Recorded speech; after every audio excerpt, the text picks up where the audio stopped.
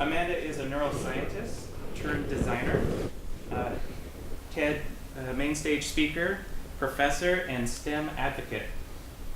Before becoming multidisciplinary designer, Amanda studied Alzheimer's disease at Columbia Medical Center.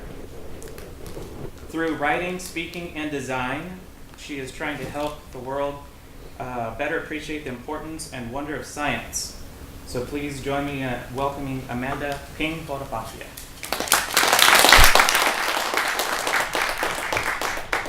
Well, thank you so much for the warm welcome. I'm super excited to be here. Thanks for coming.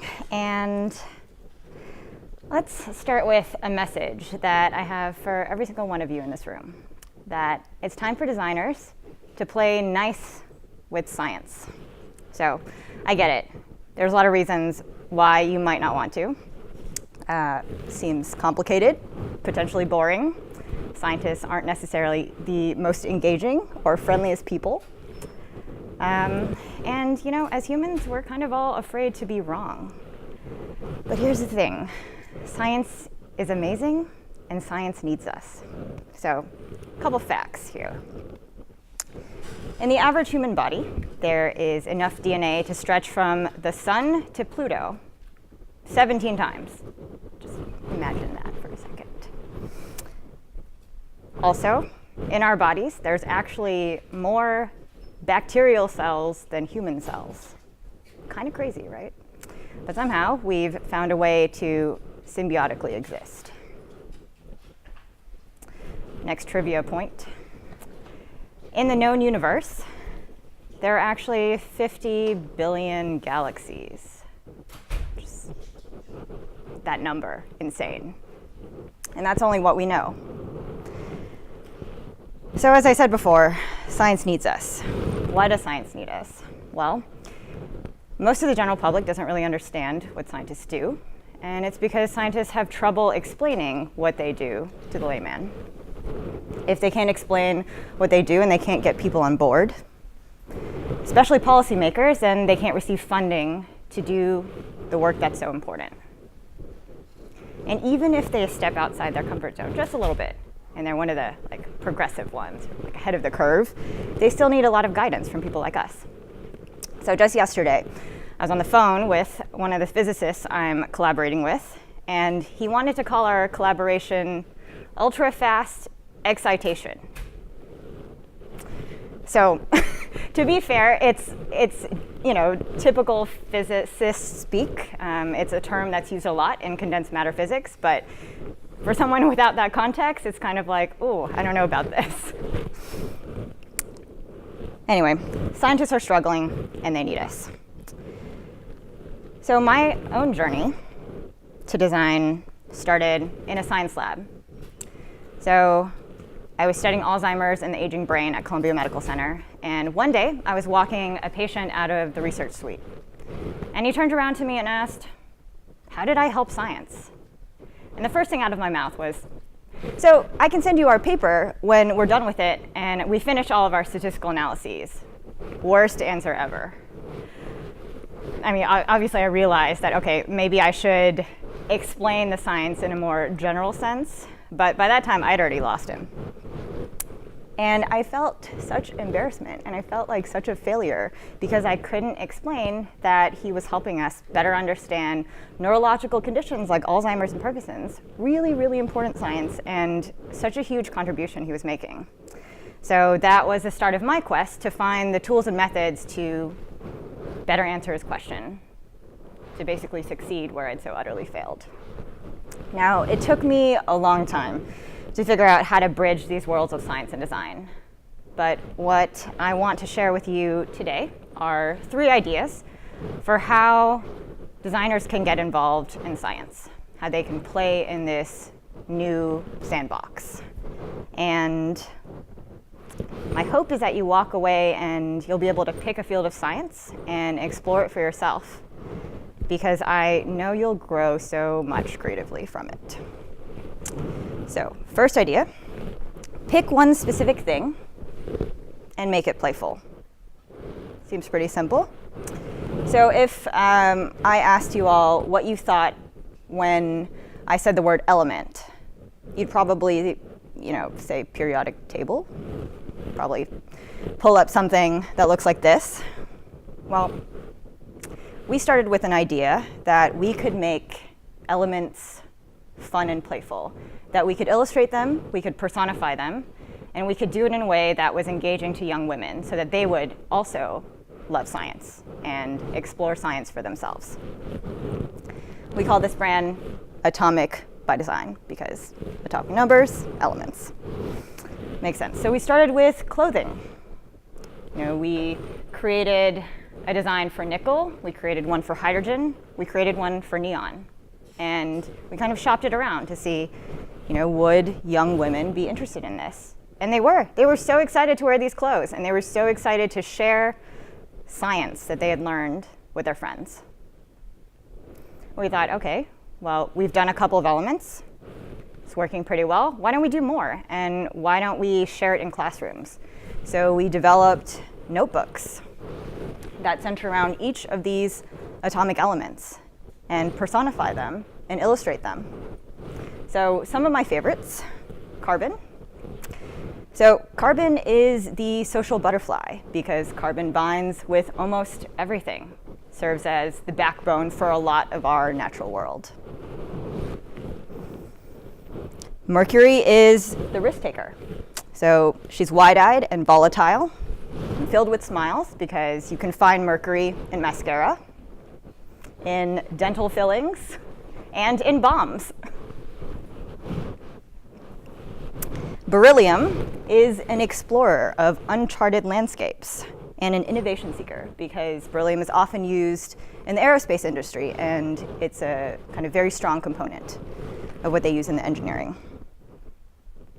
So this was all great, but then we wanted to democratize this information, to spread it far and wide. So we built a digital tool, basically a digital experience to share these elements with more young women. And we called it Atomic Explorer. And that did really well. Then we thought, okay, what's the next step? The next step is to create an after-school program for girls, especially in communities that are underserved, because they don't necessarily have parents who will buy them these clothes, will buy them these notebooks, and the programs there don't necessarily support these types of activities.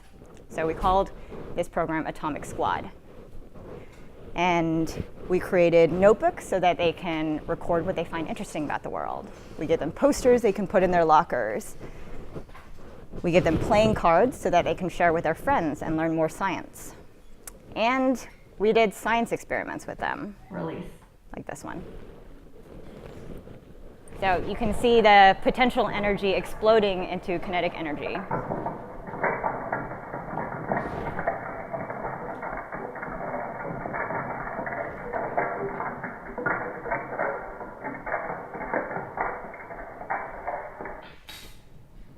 And the girls were thrilled because they could make science happen with their two hands.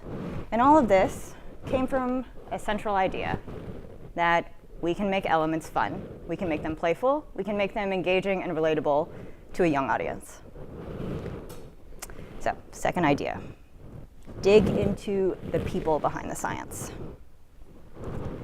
So this is if you want to get a little more serious, and you can read the words that scientists have written. You can watch them speak. You can actually get in touch with them in real life if you want to. And I guarantee you they'll be so excited to collaborate. But what I found is that digging into these stories actually surfaces lessons that are applicable to everyone's lives broadly. So some of you may have heard of a project I released recently called Beyond Curie. It celebrates badass women in STEM. So these are some of the portraits. And though all of them are researched and designed according to their personality and their work, it's their stories that are just incredibly powerful and take people's breaths away. So this story of Rita Levi Montalcini is really one about building your own lab when there is an opportunity for you. So I'm a little biased because she's my childhood hero and she's what got me into neuroscience and neurology, but you can decide for yourself. In the 1940s, Mussolini barred Jews from working in academic settings. That meant Rita was basically kicked out of her job and couldn't work. She couldn't do her research, so instead of taking it laying down, she set up a makeshift laboratory in her bedroom. So she's sitting there, with chicken embryos and watching nerve growth factor happen in her bedroom. She won the Nobel Prize for this discovery. Although she replicated in an actual lab, it happened in her bedroom. Pretty incredible. Grace Hopper. Now, what I really take away from this lesson that I think is widely applicable is you can win arguments with your work. Now, who doesn't want to do that? So, Grace Hopper, she decided that, computers can understand English. Of course, all of her supervisors were like, no, that's dumb. No, we don't believe you. You should really just do what you're told. She didn't. And instead, she built the first compiler, which allows computers to understand English. So it allows engineers to, type in English and then converts that language into zeros and ones for computers to understand. This is also one of my other favorite scientists. Her story really teaches us about defying convention. So this is UU too. And she's also known as the professor of three no's. So she has no study abroad experience. She actually has no postgrad degrees, and she's not affiliated with any national academies. But she does have a Nobel Prize. So she was on the hunt for a treatment for malaria. And a lot of scientists, a lot of labs, were trying to isolate artemisinin from the sweet wormwood plant. It's just a plant that grows in China. And everybody was just failing left and right. It took years, and everybody slowly dropped out. But then she had this brilliant idea of consulting a centuries-old text and found the secret answer there.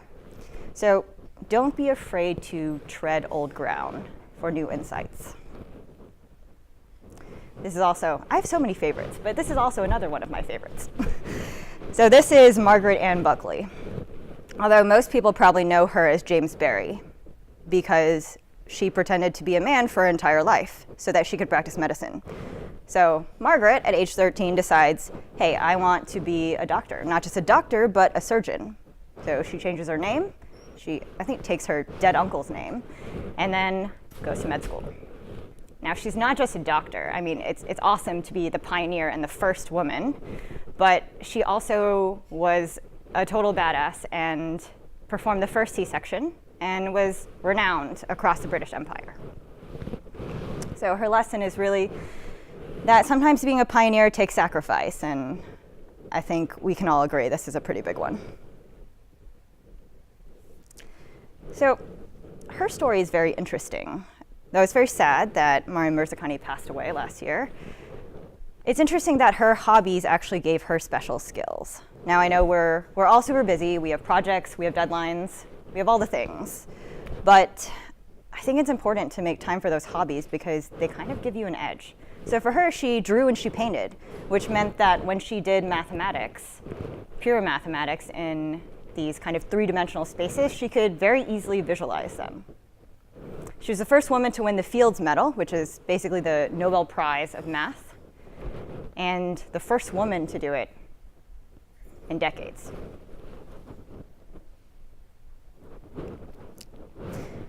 So Mae Jemison is a doctor.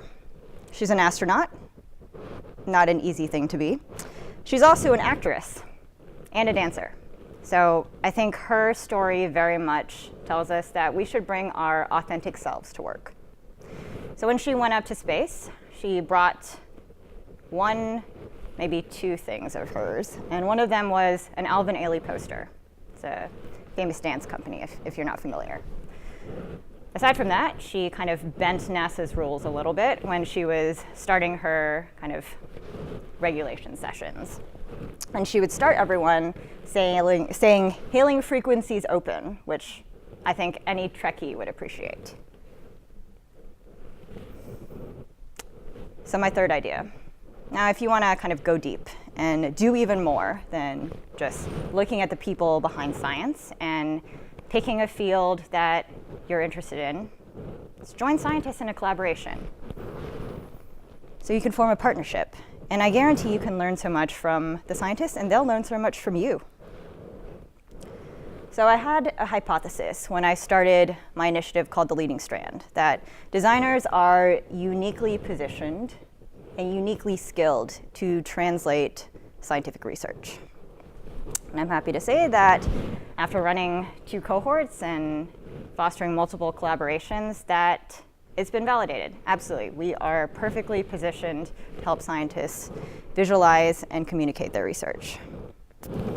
It's also because we have empathy. You know, we do empathy research to help us better understand human behavior, so we know what to design, what to build. But also, we're coming into this with a new perspective. We don't know everything that scientists know, so that means we're able to find those hooks that the general public really need to get into this science. So I want to share some of these collaborations. The first is a collaboration with a neuroscientist that explains how one single neuron plays a role in movement. So you might think that, you know, a neuron fires, your arm goes, your leg kicks. You know, pretty simple, straightforward pathway. But actually, when you play with these machines, it's much, much more complex. So we designed it to have ball bearings kind of cascade down these machines. And as you turned a lever, you saw what happened to these ball bearings. And they kind of were in chutes and ladders, and everything was confused. And ultimately, you start to understand that the role of a single neuron is actually still quite unknown. One of my other kind of favorite projects is this one. It's a continuously learning song that helps you understand how memory works in the human brain. So as you draw shapes on this interface, it acts like memory does in the hippocampus. So if you heard the term rehearsal, it's kind of similar to the age-old adage that practice makes perfect, right? It's really what happens in the brain. So the more you think about something, the more you investigate it, the stronger those neural connections and those neural pathways are. In the same way with this interface, the more you draw a shape, the louder those tones get. And if you draw different shapes, then it'll be kind of a symphony of different tones.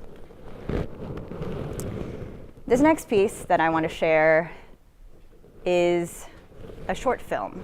I'm not going to play the whole thing, just a snippet. You can search online for it. But it talks about how the male and female brain in mice are actually completely identical. And they rely on their sense of smell to actually direct sexual behavior. That's super interesting. Volition. How do I decide to generate the movement to pick up this cup and put it to my lips and sip? How does that happen from the brain?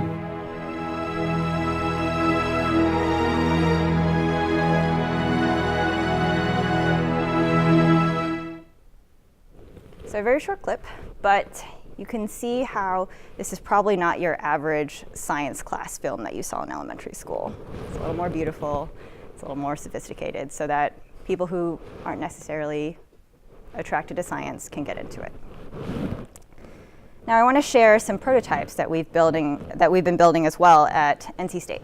So the current cohort of the Leading Strand is now underway, and we'll be exhibiting in about a month, but I want to share one of the pieces that is about creating synthetic antibodies. So synthetic antibodies and synthetic antibiotics, they both combat pathogens. And it's difficult to understand really how these molecules come together, but it's very much like an assembly line. It's component by component, and they all string together. They create a molecule with certain characteristics and certain functionality.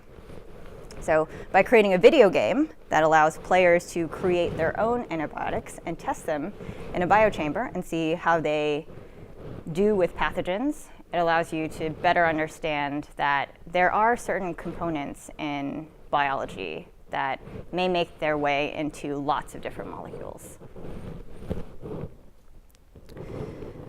So I think this is by far my favorite piece from the Leading Strand. I think it's very imaginative, and it's also human scale. So this is just a prototype, but It's based on research about force networks. So if you can imagine stepping on a pile of sand, what that pressure does, it seems kind of mundane every day. But there are actually scientists who study the reaction of grains to pressure. And what happens is there are these cascading force networks that appear as grains kind of compact. And they sort of cascade and they move, and if one grain moves, then there's sort of like this ripple effect across. So this is what we tried to communicate here with this piece. So imagine you can walk through this slice of physics, and as you pull on the different rods, which are, metaphorical illustrations of these force chains, then a series of lights will kind of cascade across this expanse and show you that, every move you make creates this ripple effect. So you all might be thinking, okay, this is great. There are a lot of collaborations that have been done, but science still sits super far away from design. So how do we make the connection? Well, I want to share 3 ideas that actually make you reevaluate how different science and design are. So science and design both build on a history of work that's come before. Scientists, they read tomes of literature to figure out what experiment to do, what reagent to use. If they get stuck, then they look at past theories. So a specific example is the discovery of the double helix structure in DNA. So Watson and Crick, it wasn't just like poof out of nowhere. They relied on work by Linus Pauling, Maurice Wilkins, Rosalind Franklin.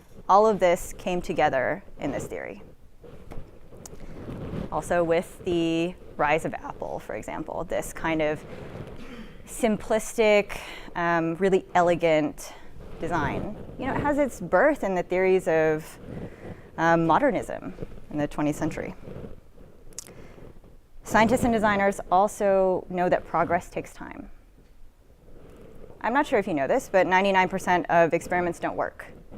And it's a source of endless frustration for scientists. It may be their fault, it may be someone else's fault. It may be because they used the wrong compound or something's not working. And this could be a day, a month, years even, for that one experiment to work. Similarly, as designers, we're often asked to make the next big thing overnight. It's not how creativity or design works. And I think we can remind ourselves and our clients that the road to success is often paved with unexpected events and can be long and potentially uncomfortable. I get asked a lot why I switched between science and design and how I made this enormous leap. But I actually think about it as different ways to understand the world. I think science and design, we're just trying to make sense of the world around us with different processes, different tools, different outputs. And we're actually not that different after all. So it's not too much of a leap to go out there and play in science's sandbox. Connect with some scientists, form a partnership. Maybe do some research in a field that seems interesting to you. Talk to some people who actually do the science and make these amazing discoveries. You really have nothing to lose and everything to gain.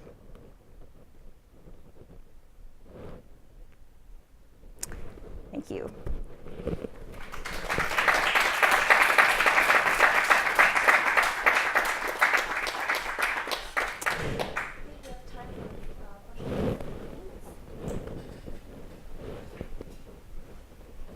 Yes? I was interested in your project of synthetic antibiotics. Yeah. What spurs that conversation? Is it like a literal antibiotics, the resistance to it, or is there just more exploratory? I think that's the application broadly, that we know synthetic biology, the creation of synthetic antibiotics can really impact our future because they'll save us from superbugs that are antibiotic resistant. So then there's, this threat element that is interesting to people. But I think largely even if it's just a beautiful game that you play, that's how you kind of hook people. And then they start to learn, oh, okay, so there are these component parts that make up molecules, and these molecules then have certain properties, and what makes them that way, which really gets into a lot of organic chemistry, and the whole world just opens up if you can kind of get people in. It's also okay if people just play for the sake of playing a fun game. Yes? How do you foster these collaborations at an educational level? Because we're so separated from like the science department now. Yeah, it's a challenge. I think science is as siloed as design is, and that's unfortunate, which is why I created Leading Strand, to foster these kinds of collaborations. And of course, we can only do, one university, one institution at a time, and only foster 5 or 6 collaborations. But I've also straight up cold emailed scientists if I'm interested in their work, and they're more than willing to collaborate if you can make a case for how your work can sort of either work together with theirs to communicate something interesting or create something really valuable. No, absolutely not. I think it's a great exercise for them to start to explain their work. They talk to each other all day, so it's a nice kind of revelation for them that they need to break things down. And more in the grants process, science communication is becoming important. So they're actually really hungry and excited about potential opportunities like this. So now is a good time. Yes? I'm curious how much, or if you have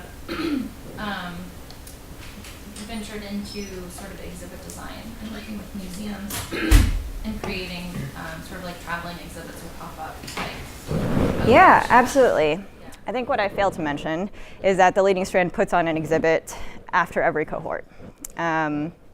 It's sort of difficult to make them travel because often the pieces are large. But projects like Beyond Curie, where we've built an augmented reality experience kind of over the posters themselves, those are easy to transport. And right now it's being exhibited at the NC State Museum of Natural Sciences, and it'll kind of travel around. But yeah, I think having a both digital and physical presence is important so that we can share these pieces more broadly.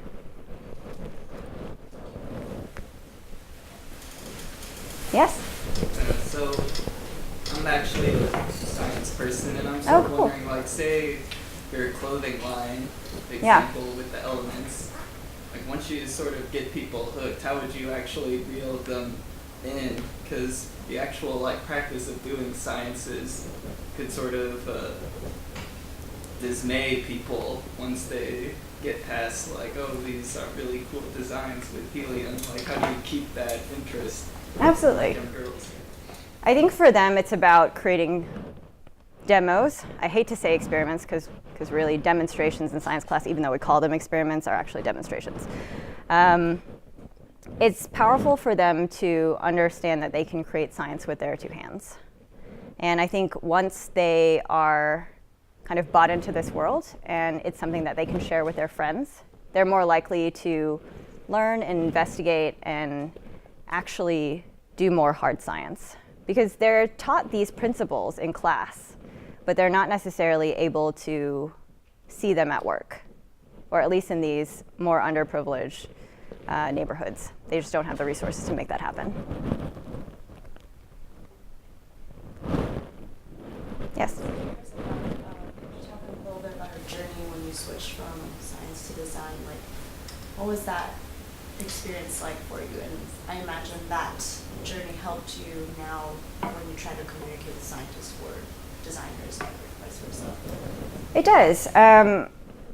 It was difficult, mostly because going from a field that didn't necessarily understand the arts or design, and having no support kind of in that field was tough. When I started figuring out what grad school programs I wanted to go to, I often got told, oh, this program is for serious designers. And I was like, okay, I'm going to not apply to your program, because that's just mean. I think that it has given me a lot of empathy for how to communicate.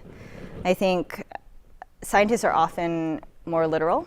Everything is very evidence-based, and designers can sometimes live in this beautiful creative chaos. But I think there is this sort of like analytical process on both sides that we can relate to. I think in fostering these collaborations, I try to do it and pair these scientists and designers on a more human level, because we can all relate that way.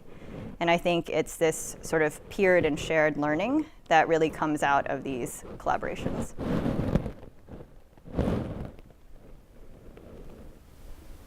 Any other questions?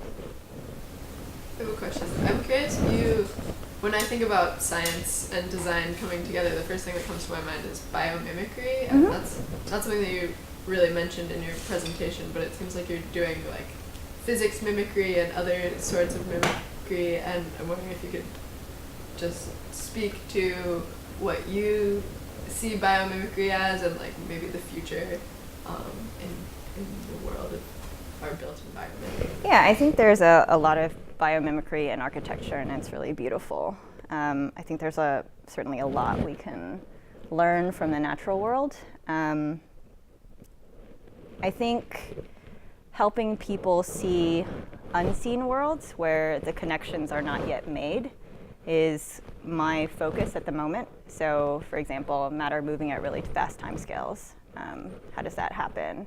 Or the existence of dark matter. How do we know it does? And what metaphors can we show people to help them understand how we more or less can prove that it exists? So those sorts of things are kind of, these unseen worlds are of great interest to me at the moment. But I think there's a lot of work, a lot of great work, especially in the kind of biology architecture space, and absolutely something to be inspired by. I think that's really cool, because it's like biomimicry is almost like you're just like blowing up the scale of something, but what you're talking about is really like thinking, like helping people change their perspective to like open it up. Yeah, I think designers are just great at that because they come at it from a different perspective. Their perspective is inherently new. And oftentimes scientists are explaining their work to people who already understand. So we come at it with, different backgrounds, different metaphors. We learned how it worked in a specific way, so maybe that is an avenue that we can share with a broader audience.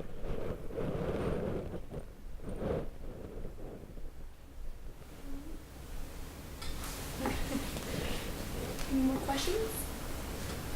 I will be up here for a while, so don't want to ask it in front of everyone. I'll still be around. Thank you, Amanda, for this wonderful event. Thank you.